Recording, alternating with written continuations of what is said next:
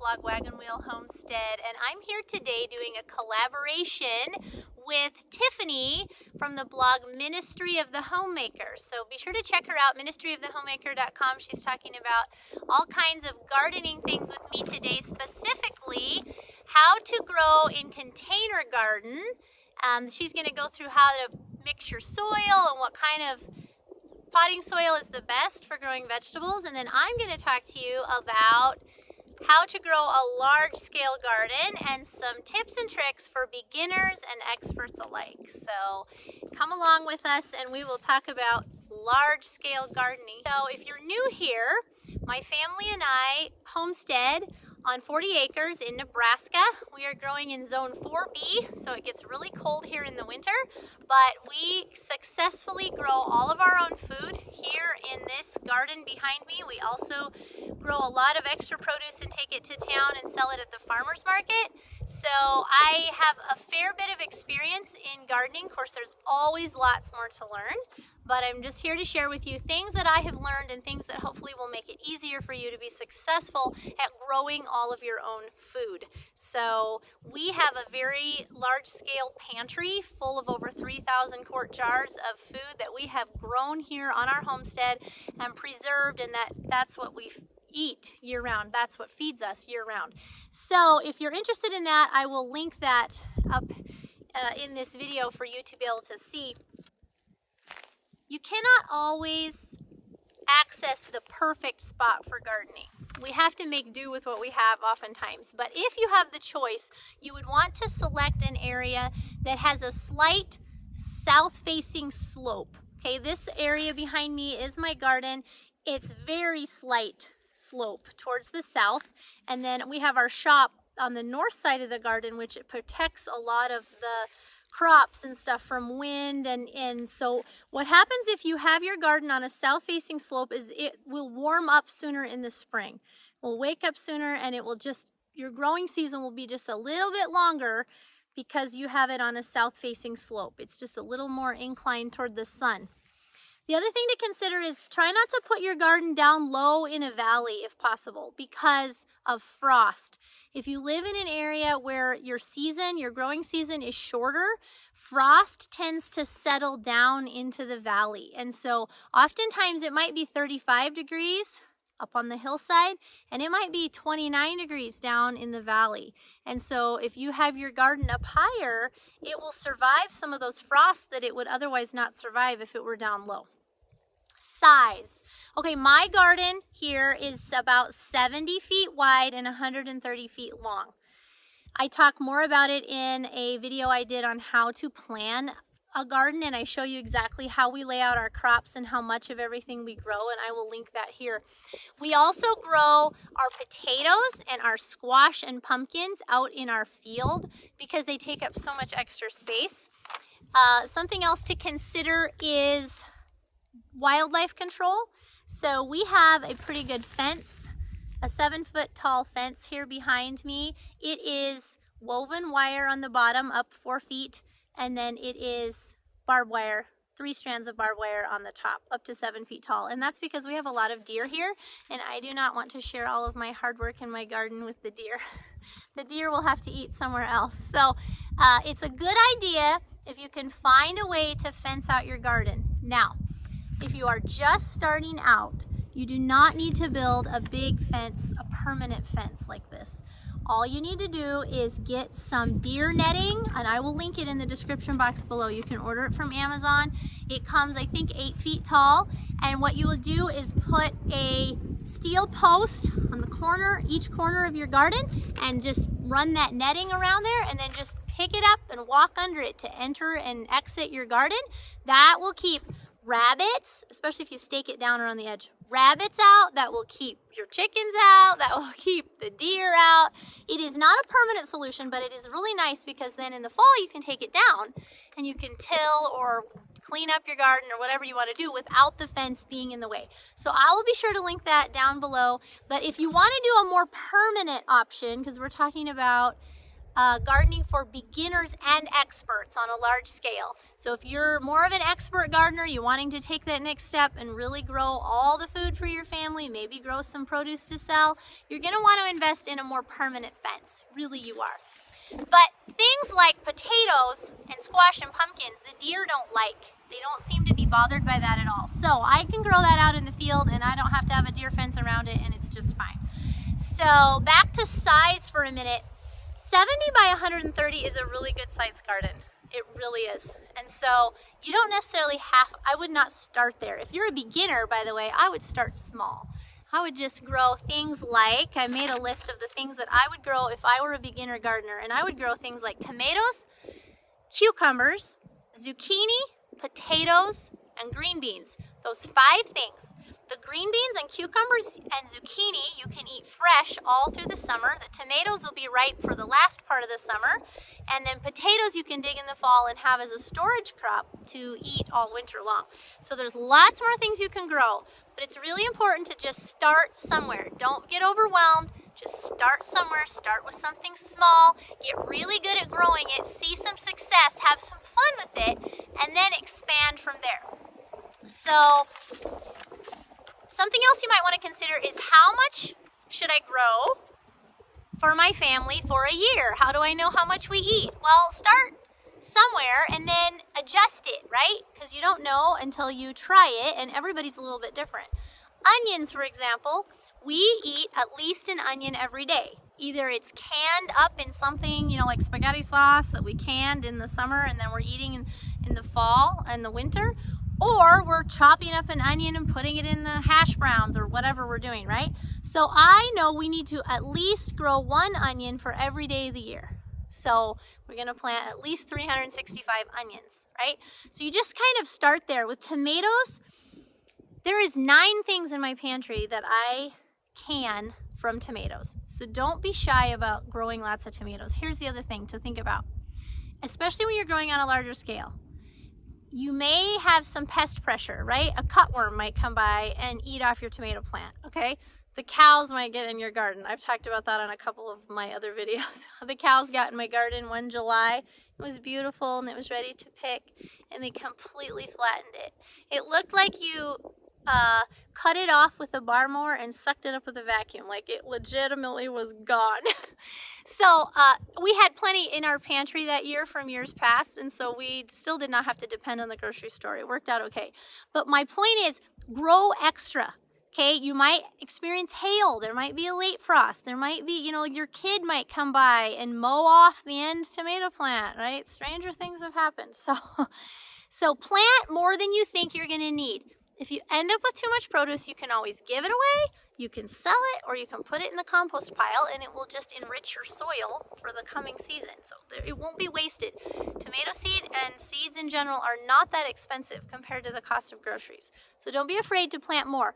However, you don't want to plant such a big garden that you can't take care of it. And so some of the tips I'm going to share with you today will help you know how to care for a bigger garden so that it doesn't become a big weed patch and become overwhelming. Trust me, I've grown my share of weed patches in the past. I've learned a few tricks that help me, as a busy mom of 5, be able to grow a garden this size and also have extra produce to sell at farmers market. So, all right, we talked about south slope. We talked about size of your garden. I also want to tell you the most important thing that you can do in selecting a garden site and preparing it is to take a soil test. And I have a video that I will link here that talks all about how to take a soil test and for a large garden.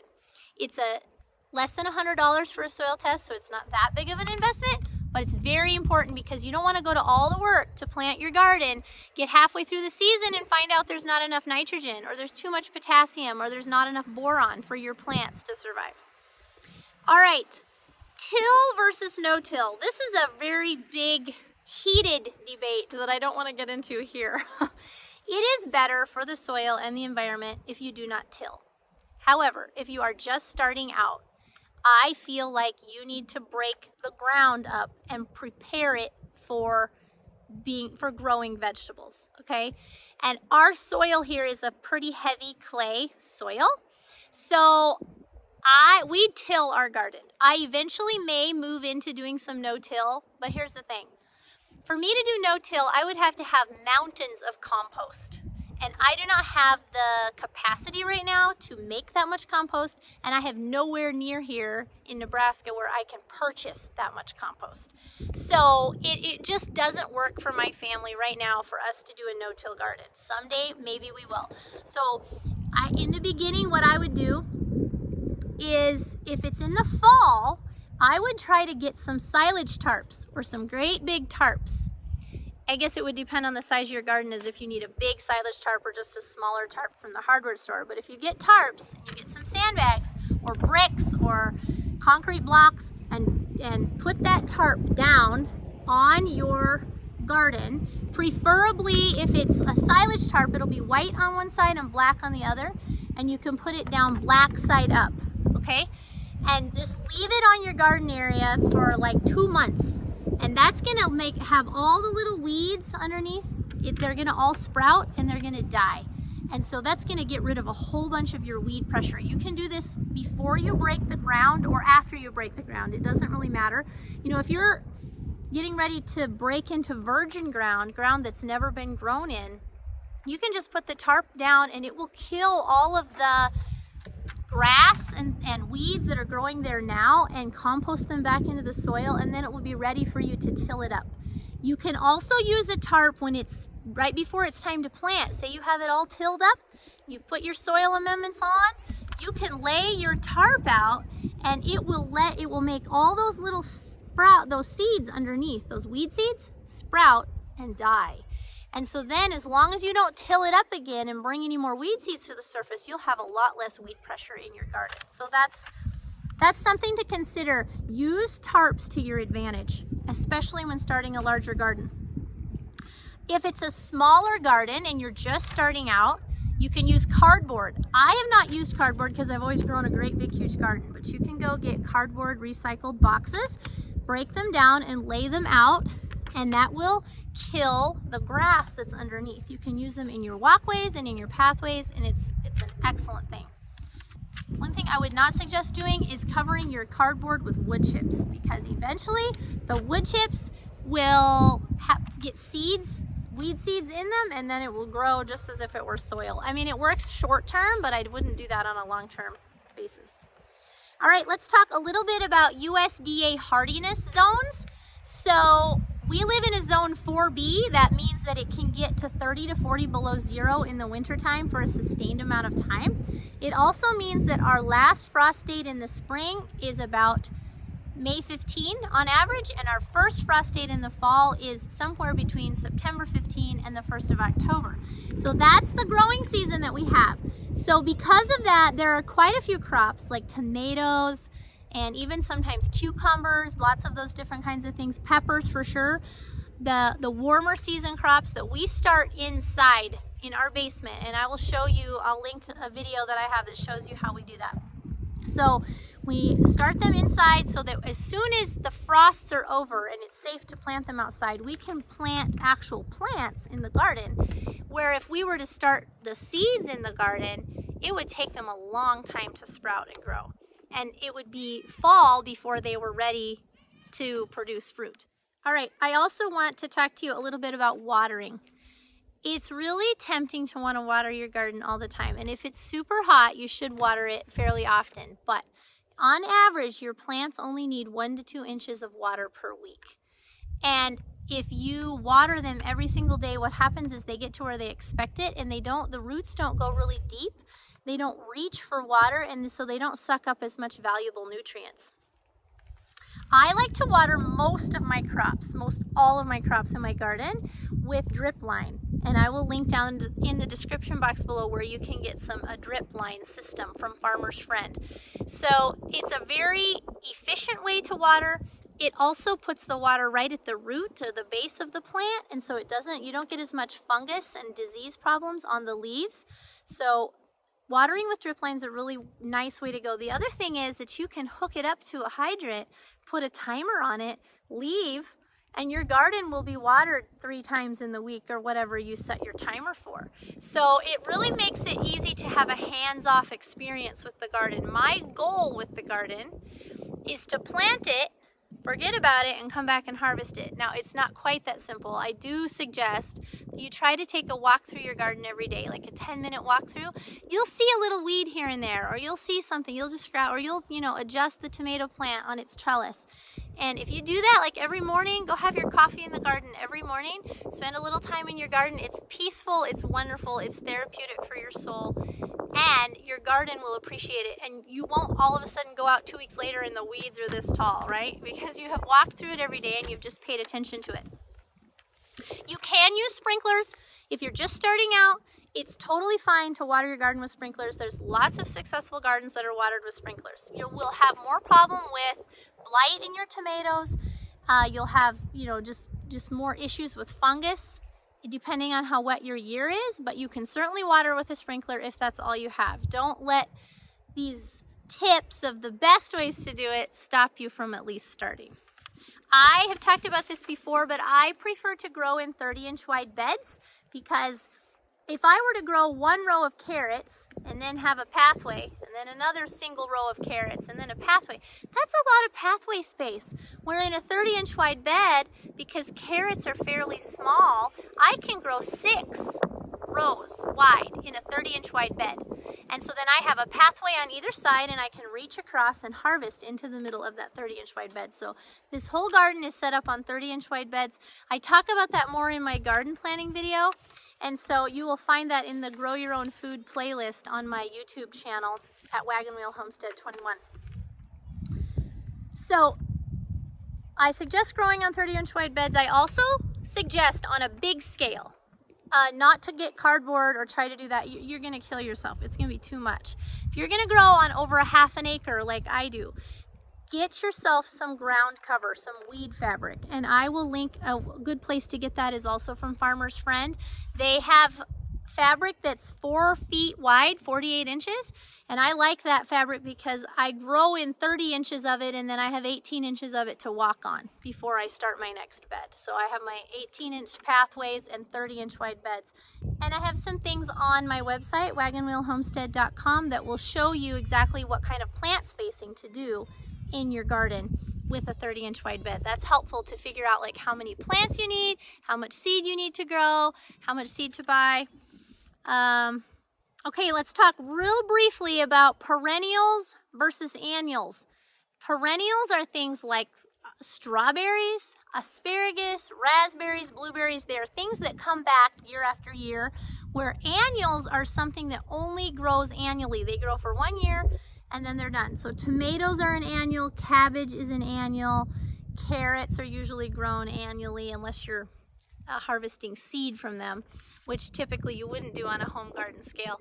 So I have raspberries, strawberries, blueberries, asparagus. We also have a full orchard and lots of grapes, and I have a grape pruning tutorial I can also link here for you as well. So it's really fun to add those things to your garden as you become more of an expert and as you get bigger and do more things. But certainly just start, if you're just starting out, don't hesitate to just start with some tomatoes and cucumbers. Your family's gonna love them. You can kind of get your feet wet with canning and then go from there. Edge control, especially, well, in any garden, but in a small garden, there's more edges, right? It's closer to the middle than if you're in a great big garden. Edge control is weed control. So if you have a good defined edge on your garden, like with cardboard or whatever it is, it will keep the grass is the worst. Weeds are one thing, but grass is terrible. From encroaching on your garden, you won't constantly be having to pull it out. So again, try to keep your edges well defined. You know, the grass will always be wanting to grow closer, and pretty soon your garden will be like oblong shape. So definitely try to keep your edges defined in your garden, especially growing in ground like I do. I would, if you are just starting out with gardening, I would suggest purchasing your plants from a good quality nursery or greenhouse. I would not suggest that you try starting your own plants from seed if you have never gardened before, just because there's lots of little things that can go wrong, especially when it comes to getting them used to being outside and hardening them off. So that's all something I will show you in later videos and something you can definitely be successful at. But I would highly suggest that if you're just starting out, you just go buy 12 or 15 tomato plants and put them in the ground and just learn how to grow them from there, because they will be healthy and you will be off to a great start. If, however, you are more of an expert, maybe you want to plant things a little earlier, maybe you want to plant different varieties than you can get from your local nursery or greenhouse, then you're going to want to check out my videos all about how to start your own seeds and transplant them out into the garden on a bigger scale. You can also cultivate. There are some crops that do not grow well in fabric, okay? So I grow all my tomatoes in fabric, all of my squash, all those kinds of things, but I do not grow my potatoes in fabric because it's really good if you can hill up your potatoes. If you hill up your potatoes once a week, first of all, you're getting all the weeds that are growing, the small little weeds even underground that you can't see before they've all the way come through the soil. You will be getting all those weeds out every time you cultivate, and you pull the soil up onto the plants, and you will actually have a bigger potato crop because you hill your potatoes. Okay, so you don't want fabric in the way of hilling your potatoes. So I do not put my potatoes on fabric. My beets, I grow my beets straight in the ground. I plant them thickly enough that I really only have to weed them once. Once they come up, they shade out the rest of the weeds. I do not grow my onions on fabric, although you could, but I typically don't. I do not grow my carrots on fabric, okay? Things I grow on fabric that, other than what I already mentioned, are sweet potatoes, lettuce, basil, a lot of my herbs, flowers, all of my cut flowers, my green beans, my cabbage, my broccoli, my cauliflower, all of those things grow on fabric. And so I have very little weeding to do in my garden. I sometimes have to pull a few weeds right around the plant where it's poking out of the hole in the fabric, but then it's not very long before the plant gets big enough that it shades out the light, and then those weeds don't continue to grow. All right, if you're growing a larger scale garden for sure, you definitely are going to want to trellis. So for tomatoes, I suggest using the Florida weave method of trellising. You can look that up online. It's very easy to figure out how to do that. I plant my tomatoes 15 inches apart, so I can fit a lot of tomatoes in a row, and then I trellis them up and they grow beautifully, and we get a bountiful crop off of a small space full of like 300 tomato plants. So definitely find ways to trellis. There's lots of different ways to trellis. There's not necessarily a right or wrong way, but you don't want your plants just growing all over the ground. First of all, you'll have more issues with blight and with just rot from things being down on the ground and fungus.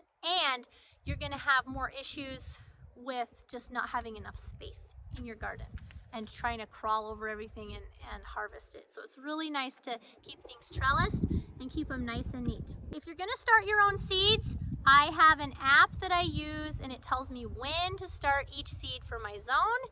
I just put in my zip code, it tells me my last frost date, and then it helps me know when to plant my snapdragons, my zinnias, my tomatoes, my cabbage, all the things, okay? So that I know that when it's time to plant, my plants are the right size and they're ready for me to just put right into the ground. So I will link that down below. It's called Seed Time. It's a very, very valuable tool, and it's free to get started. I like to purchase most of my seeds from either Johnny's Seeds or Berlin Seeds. So those are two companies you can check out online. Johnny Seeds, Berlin Seeds, they have very high quality seeds that are bred specifically for producing high amounts of produce. The other big thing to talk about, a couple more things, is you need to have a plan for what you're going to do with your produce. If you're going to grow a big garden, you don't want it to be August and all of a sudden you have buckets full of tomatoes and you have no idea what to do with them, right? So have a plan. Decide whether you're going to can spaghetti sauce, goulash sauce. I can plain tomatoes, enchilada sauce, salsa. There's tomato sauce. There's lots of different things that you can can out of tomatoes. So kind of have a plan. Find some pickle recipes for all those extra cucumbers. Learn how to can green beans, just some of those things. And I will be showing you everything that we can and how we preserve it on our channel and how we grow it. So if you follow along at Wagon Wheel Homestead 21 on YouTube or wagonwheelhomestead.com, we will be showing you how we do all of that. But definitely have a plan, have an idea in mind. Think about the things that your family eats and try to figure out which of those you could start replacing and making yourself and having in your pantry so that you don't have to purchase them from the grocery store. over time, little bit by little bit, your pantry will expand and you will have more and more things to cook with until you really don't even need to go to the store. And that's really the spot that we're at, and we're so thankful for it. All right, one last thing to talk about is pest control. And I'm going to tell you right now, there's no perfect answer for pest control, especially on an organic scale. We live in a world where there's going to be pests, but if your soil is really healthy, if you don't overwater, you're going to have much less pest pressure than if your soil is not healthy or you overwater things. So start with a soil test, and your healthy plants oftentimes will grow faster than what the pests can bother them. So it really, cabbage worms, for example, don't bother my cabbage because I plant my cabbage early enough because it likes cool weather and it's not bothered by frost, that by the time my cabbage is bigger and the cabbage butterflies are out, because they don't come out until it's warmer, the cabbage is big enough size that it really isn't affected. I mean, so what if there's a worm or two? They can't eat the whole cabbage. It's too big of a plant. It's not like if it was a little tiny plant. So there's no perfect answer, but get your soil healthy. One really neat trick that you can use for a lot of pests is you can get diatomaceous earth. It's a powder. It's actually edible, okay? It's a naturally mined mineral found in the earth. And if you sprinkle that on your potatoes for potato bugs, your cabbage for cabbage worms, a lot of different plants in the garden, if you're having trouble with pest pressure, they will get that on their skin and they will ingest it, and it actually ruins the inside of the bug, and so then the bug is gone and you don't have to worry about it. The issue with that is you have to apply it fairly often, because if the rain comes along or the dew, right, you do have to keep up with it. It's not like you're going to sprinkle it on once and it's all going to be fine. But if you find yourself really struggling with a lot of pests, then you can sprinkle on diatomaceous earth, and that will help you with a lot of them. There is so much more that I could cover. I have just barely scratched the surface, and I know I've kind of been all over the place with all the things that I can think of to tell you if you were going to start a garden. But I hope this has been helpful to you. I hope you've gleaned some information from this. And if you want more tips and tricks, you want to see how we grow all of our own food and more to share with others, follow along with us, and be sure to also check out Tiffany's blog, Ministry of the Homemaker. She's showing lots of tips and tricks on her garden and sourdough and homemaking tips and homeschooling tips. Well, thanks for coming along with us today. If you liked this video and it was helpful to you, please give it the thumbs up. Subscribe to our channel for more tips and tricks on how to grow a simple, sustainable life.